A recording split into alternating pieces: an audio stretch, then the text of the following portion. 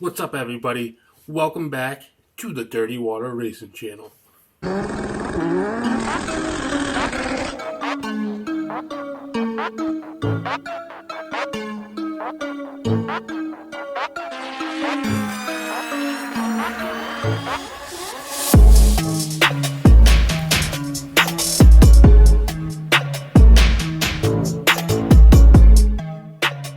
If you are coming over to the channel from the Mazdaspeed forum, Mazdaspeed group, one of the Mazdaspeed pages, because this video is going to help you do this, thank you.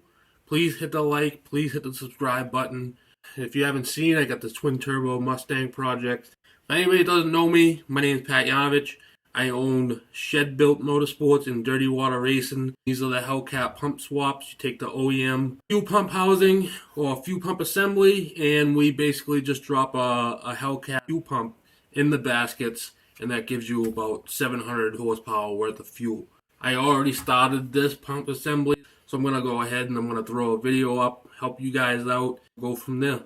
If you're new to the channel, bought my 2007 Mazdaspeed 3 in 2012, and it's gone through every single build pace that you can think of, from 300 horsepower to 700 horsepower. A twist and turn car to a straight line drag car was its final form, which we made on the top 10 world drag racing list twice.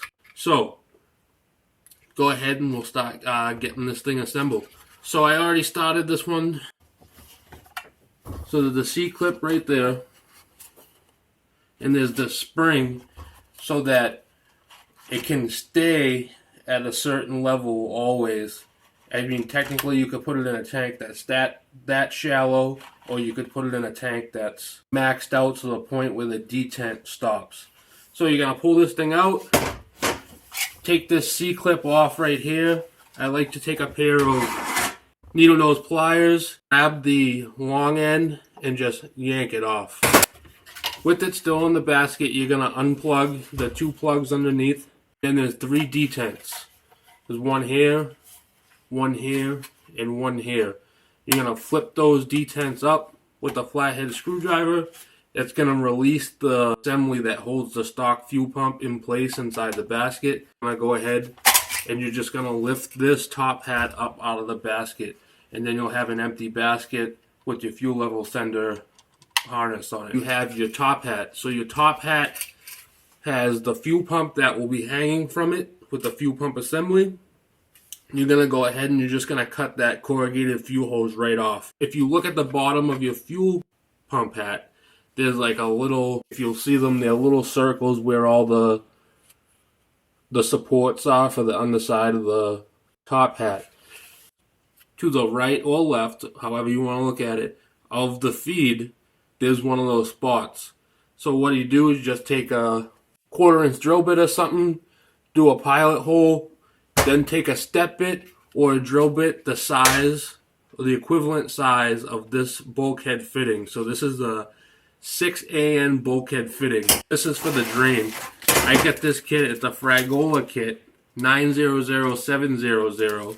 And the Fragola kit comes with this hose, 6 AN bulkhead fitting, and it comes with a 6 AN to bob fitting, 3/8 bob fitting, and that's going to be your drain line. Sometimes what you're going to want to do is, if you see in there, cut away. You can take a pair of just side cutters and just work your way down the supports, these ribbings, and give yourself enough space to get that lock nut on there. So we put a Teflon washer, which does come in the kit, I think. I can't remember.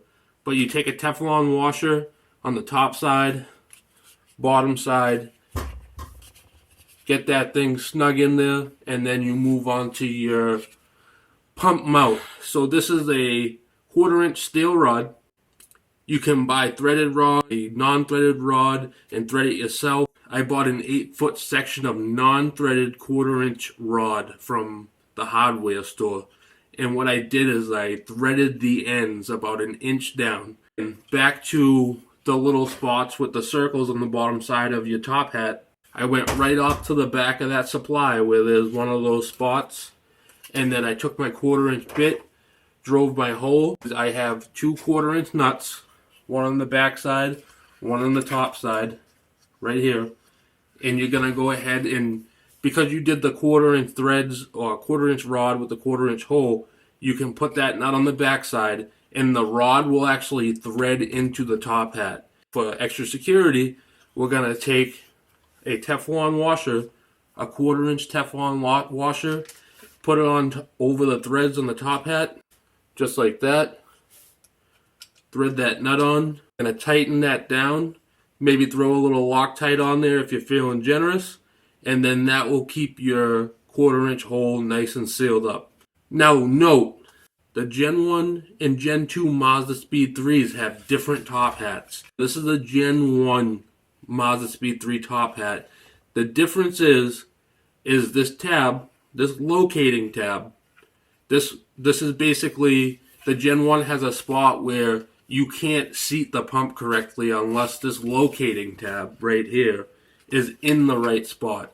The Gen 2 does not have this, and it's also a smaller circle.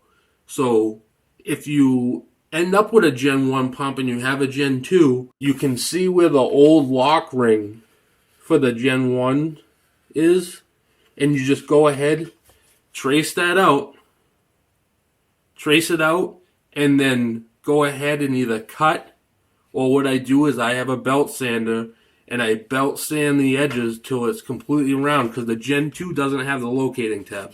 So I do it until it's completely round to my mark, smooth it out, and then you have a fuel top hat that will fit in the Gen 2. Moving on. So we have our Walbro Hellcat fuel pump. This is a 9000 285 pump. For fuel filters, for the best fit with no issues, go ahead and pick up an OEM fuel pump strainer, and it will fit right on the bottom of the Walbro pump. We get our own filters, a Walbro specific filter, and if you see, it has a little detent nipple here, and then the inlet.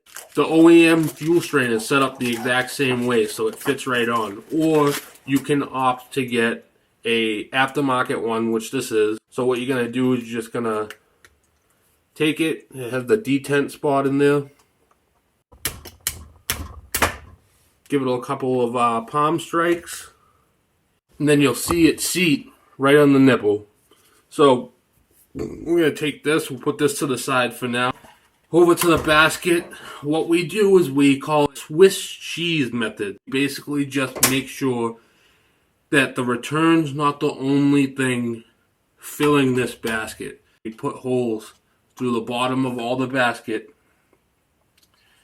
If you didn't have these holes in the bottom of the basket, the only thing filling up the level is this right here, this open hole, which is where the old regulator used to pull through. The return could suffice depending on your power level, but just to kick it up another level, every inch or so, we just go ahead and we drill a hole to make sure that fuel pump basket is always full with fuel.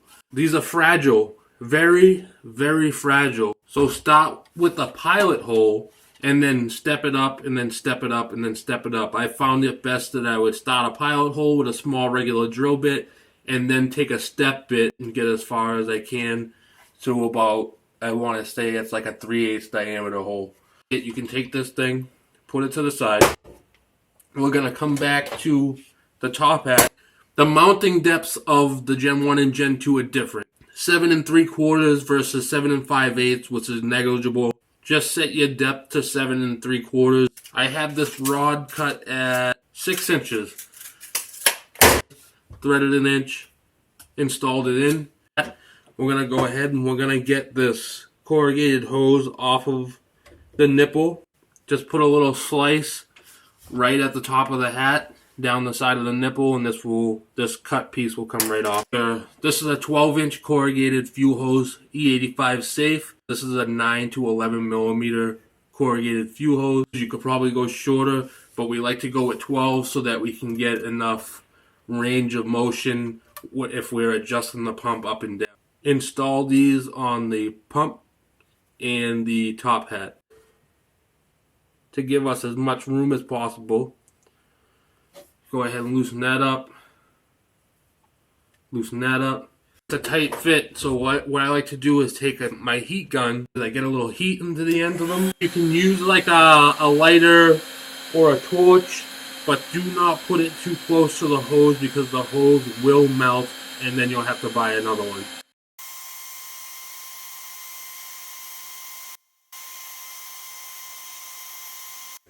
Then you're gonna go ahead, jam it on there. And when it cools down, it'll grip on those barbs on the bottom of the fuel feed.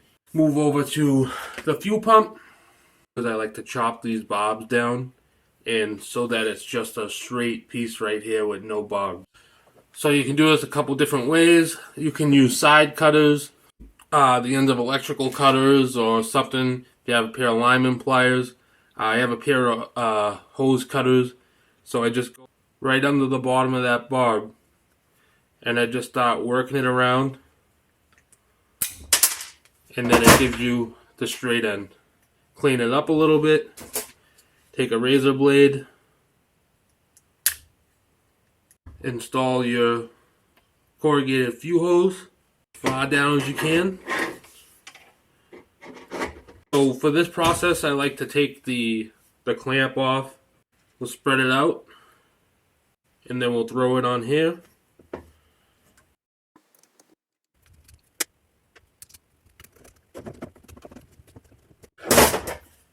There you go. The fuel hose is installed. You're gonna go ahead. You're gonna get your band clamp.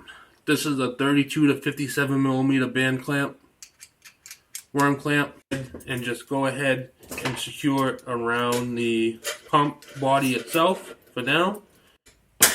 Alright, so now what we're going to do is, it might take you a few tries, but you're going to flip the pump. Flip the pump so that the hose spins, and then you're going to get the band clamp to slide over that hanger.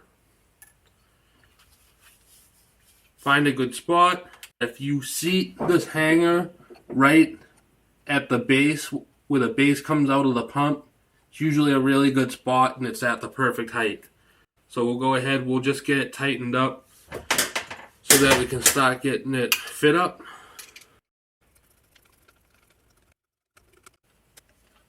And then you got your pump secured to the hanger. This might take you a couple of tries, and this is why we're mocking it up. So you're going to take your spring, put your spring back on, grab your basket. The spring side goes in this open side slot. You'll see there's a small hole and a big hole. You're going to put it spring in the big hole side. And as you can see, I don't have it in the right spot right now. So what I need to do is take it out, adjust it, and try again.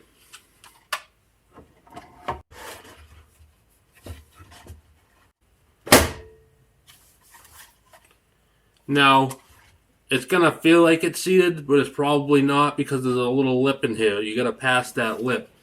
So, looks like we got to rotate it a little more in.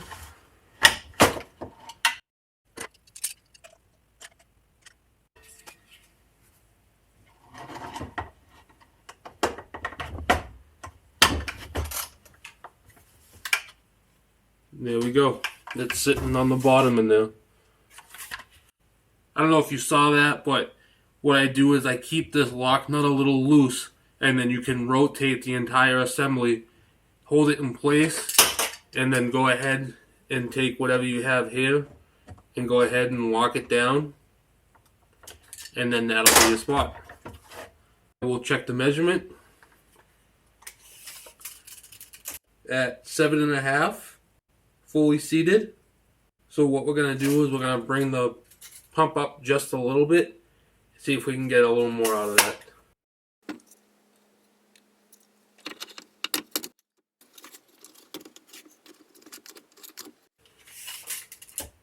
There we go, 7 3/4. Lock this up. Yank this back out. Now we need to change the harness on the fuel pump itself. From the old fuel pump, chop the end off that goes into the top, from the pump to the top hat. Now I suggest cutting this further towards the pump than closer to the harness, and cut them right at the end, just so it gives you enough space. If you were to mess it up, you have enough room to play with. So we'll go ahead, we'll start stripping the pump itself and the harness. As far as connecting these two, you can use butt connectors. If you want to use butt connectors, that's fine. Solder, you can use solder as long as it's a good solder joint. Splices, there's various different ways you can do this. Regular like solder butt connectors, they make those, that'll work fine. We have, this is marine grade heat shrink wrap, and it's compatible with E85, so it won't break down, it won't tear down over time. Taking this stuff and then thrown it in a thing of E85 for an entire week, pulled it out, and the heat shrunk just like normal, didn't deteriorate. So this is what we use. A couple of sections of that. Slide it down over. For connecting them, I use splice terminals like this. You can get the tools and these on Amazon for a pretty decent price. Or I did a lot of automotive electrical stuff, industrial electrical stuff in my prior job, and I do all the electrical myself on all my cars. So I have a giant terminal crimper set. Any type of terminal you can think of, we can do. But you can buy this tool by itself. This is a Tool Aid 18600, and this is a barrel crimper. The thing you can't do is like weather pack terminals that have like the water seal on the ends of them. You'd have to use this tool right here, which has the little round spots in there for those seals, and this is a Tool Aid 18910. That's what you would use this for. Blue goes to red, black goes to black, so on and so forth. So for these splice terminals, what I like to do is get the terminal started in there. Go ahead, don't crimp it yet, but get it seated. Get the pump end slid in. That's what she said. The lead end.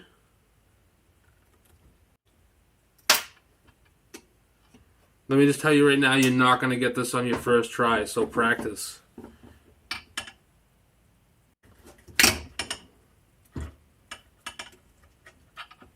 Go ahead.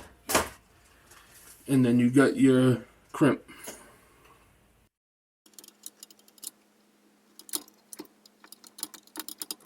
Go ahead, slide your heat shrink over, and then move on to the next one.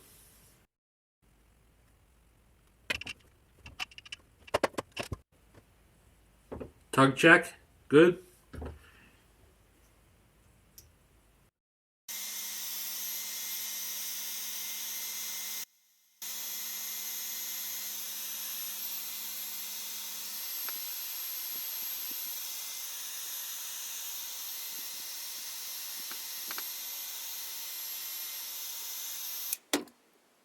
Take 2 on wiring the fuel pump because I used the wrong plug.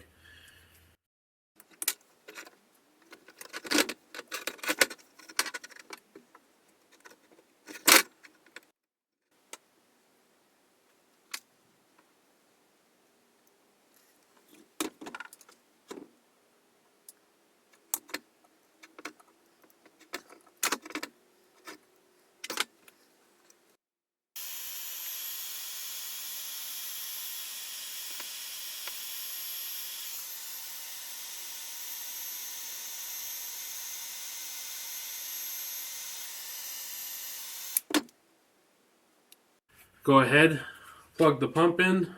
We're going to route the wires around behind the pump. Boom, plugged in. Don't forget your band clamp on the bottom.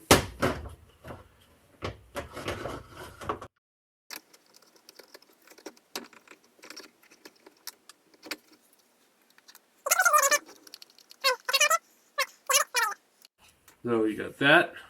You got your fuel pump plugged in. You got your fuel line run. Now we're going to go ahead. We'll throw the AN barb fitting on. Then you're going to take your fuel hose. If you're getting the kit separate, I recommend to make sure that it is compatible with E85 if you plan on running E85. We're not going to install it on the barb. I want the drain to come out right here so that the bottom of the drain isn't getting stuck on the bottom and preventing the drain from circulating properly. So we'll line it up, go ahead, figure out where the base of the pump, this little area right here where it comes out, we'll mark it right there. We'll go a smidge longer.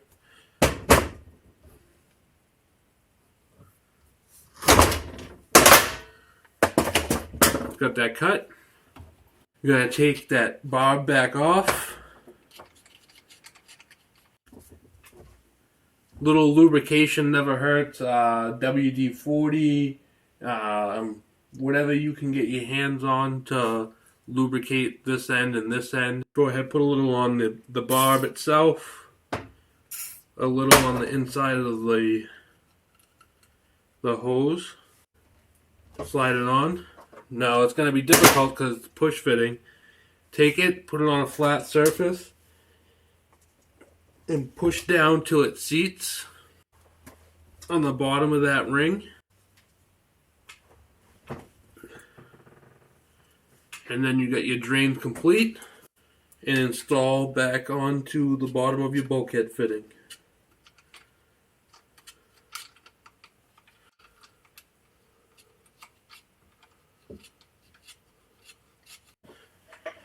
Go ahead, we'll take our AN wrench, snug that drain down.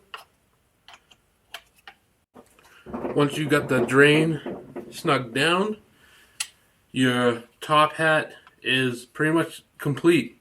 Back to the basket. We'll clean it out.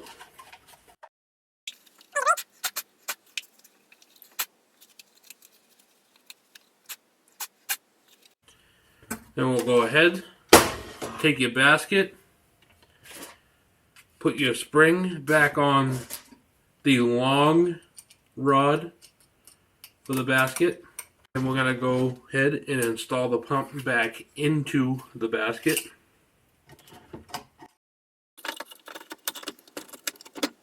You're going to take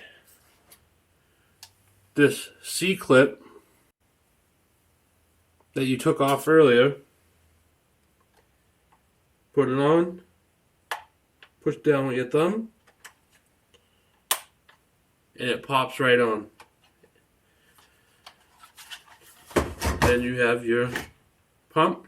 Take your fuel level sender, go ahead,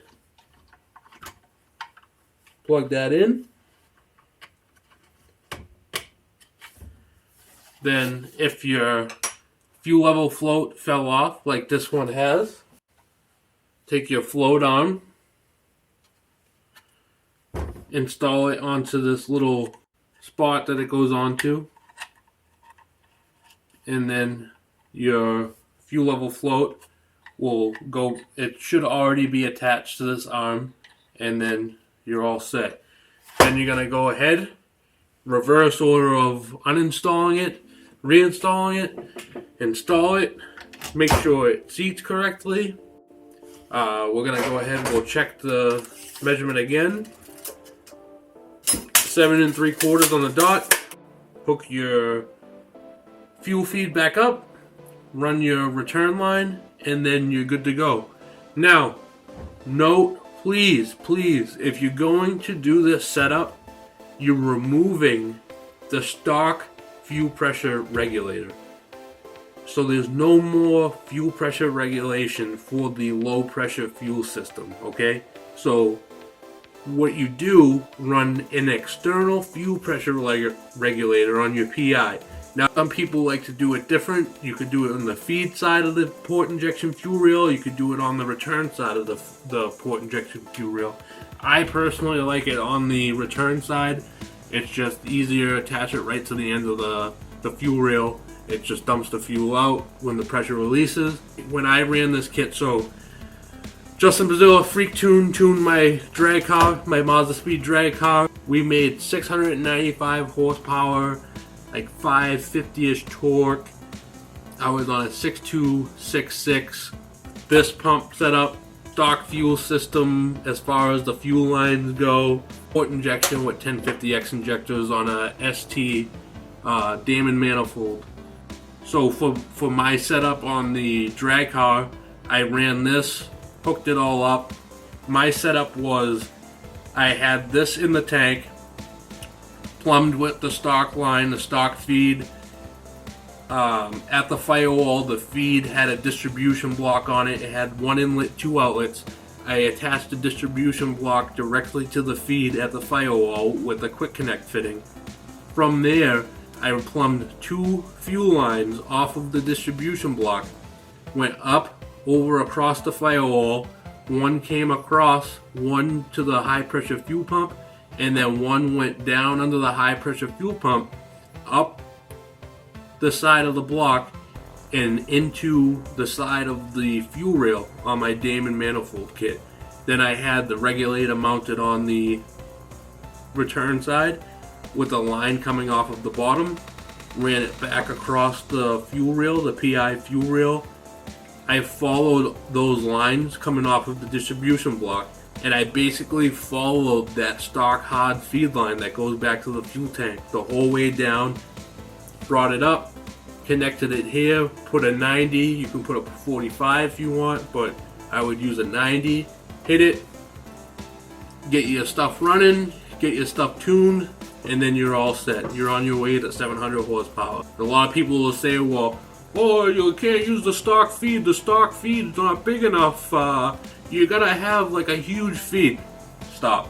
Just stop right there. You don't need it. If we weren't limited by the wastegate, we probably would have exceeded 700 horsepower, but my block didn't make it long enough to last until then. A lot of people talk the big talk about, 700 horsepower.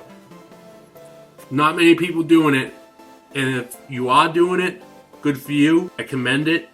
And if you want to do it simple and effective, this is it. You don't need to have a fuel cell, auxiliary fuel cell in the rear or the front. You don't have to take up any extra space.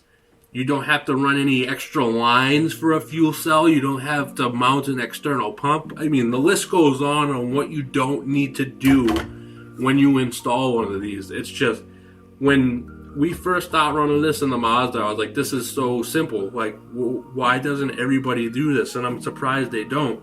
But I hope this helps you guys, because, like I said, I understand that we're very slow, I guess you could say, in putting these units out.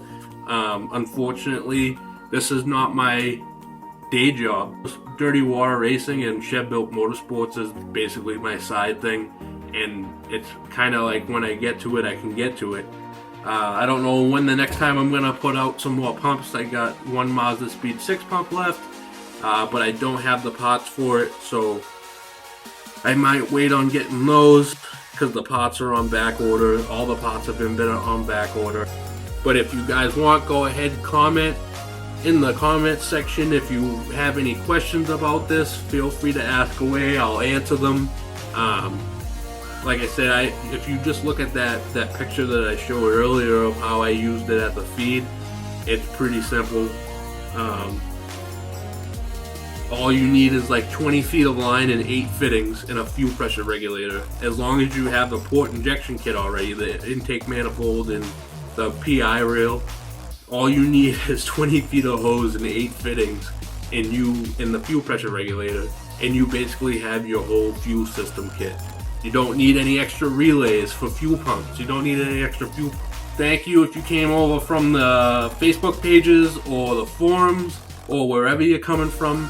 I appreciate you guys coming by and checking out the video. I really hope this helped you. I know a lot of people, wanting one, but if you could do it yourself, it's not that hard. It's pretty simple.